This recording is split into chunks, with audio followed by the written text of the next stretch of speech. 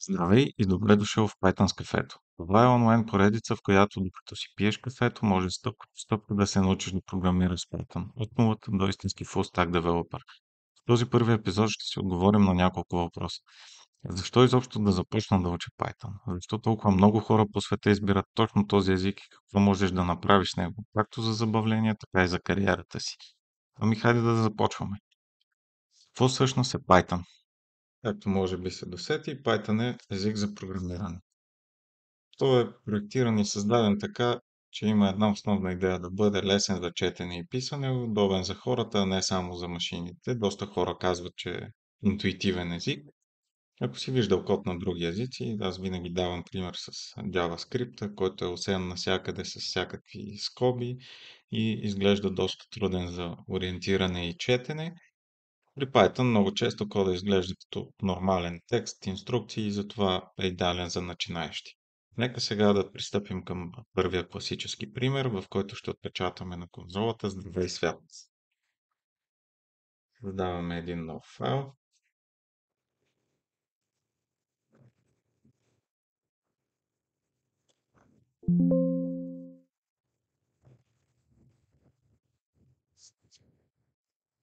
Стартираме програмата и на конзолата виждаме, че се отпечатва "Здравей свят".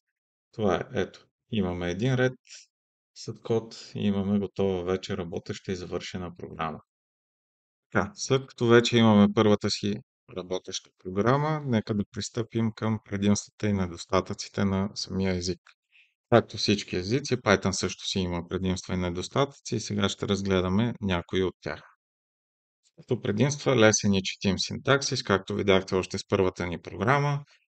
Много е лесен за четене и писане. Има огромна общност и ресурси. Има много форуми, дори и в Reddit, ресурси. Общо взето навсякъде има всичко за Python.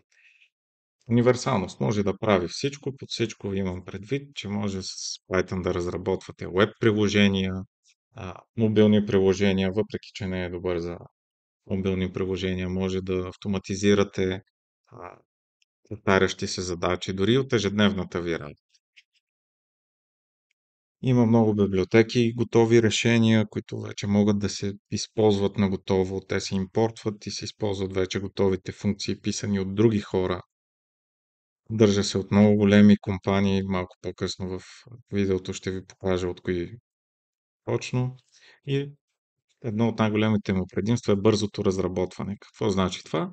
Значи, че писането на едно приложение отнема не седмици или дни, а отнема часове. От недостатъците най-важните са, че е бавен. Бавен е в сравнение с C, C++ и Go. Не е добър за мобилни приложения, както казахме, поради не толкова разширената база от фреймворкове, които да се направи поддръжката на мобилно приложение и съответно лесната разработка.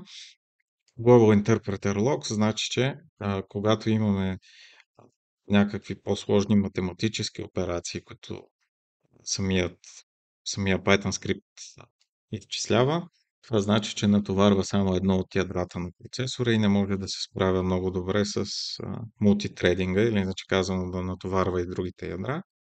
Хората са го забелязали това нещо и са направили, измислили са решение за този проблем. Това ще го видим в лекциите по-нататък.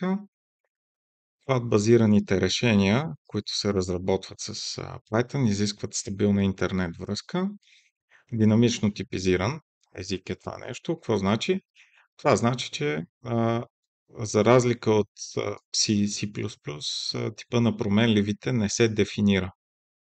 И самите променливи може навсякъде да си ги пишем. Друго, което трябва да имаме предвид, е високата му консумация на RAM памет.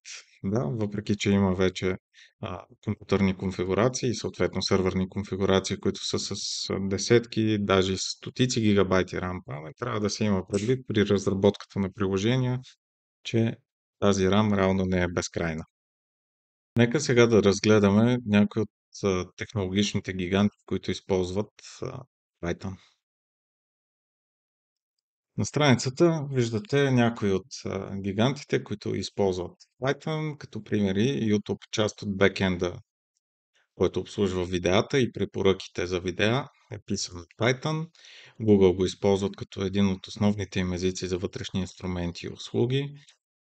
Целият Instagram сервер-сайда, или разберете бекенда, работи върху Django. Това е web фреймворк, който е писан на Python за web разработка. Spotify използват Python за анализ на данни, препоръки и различни техни вътрешни системи. Netflix. Много от техните автоматизации и анализи са написани на Python. NASA. Python се използва за научни изчисления и симулации дори и в NASA. Тоест това не е някаква играчка за начинаещи, а език, който се справя с реални световно известни продукти и голямо натоварване. Какво може да правиш и ти с Python? Може да пишеш веб приложения, ботове, да анализираш големи обеми и количество от данни, може да пишеш простички 2D игри, автоматизации и всякакви други неща. Въобще никой не е ограничен. След като вече се запознахме кой как и къде работи с Python, с предимства и недостатъци и така нататък, ако все още не си убеден, че Python е езика за теб, нека да направя едно демо, в което ще напишем една реална програма с няколко реда код.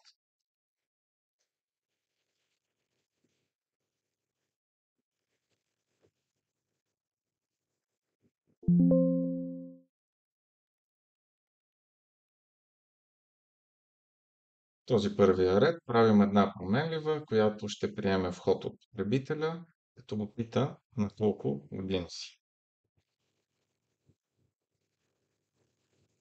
Да проверим дали годините на съответния човек са по-големи или равни на 18. И ако това е така, ще принтираме, че той е пълнолетен. В противен случай ще принтираме,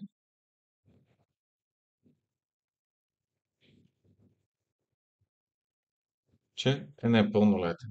Нека да пуснем програмата и да направим няколко теста, за да видим работи. Въвеждаме години 16. Човекът е на 16 години, съответно програмата му изкарва изход, че той е непълнолетен. Нека да проверим и на 18 години. Пълнолетен. Какво стане, ако проверим за 80 години? Пълнолетен. Ето, виждаш как с буквално няколко реда вече има работеща програма, логика, условия, вход от потребителя и различно държание и поведение на самата програма в зависимост от това какво е въвел самия потребител. Това беше първият епизод от поредицата за Python. Ще се постарая в края на всяко едно видео да има домашно, което ще бъде реален проект, който може всеки самостоятелно вкъщи да си го направи. Целта на тази поредица е не просто да се гледа, а да се прави, защото реално така се става добър програмист.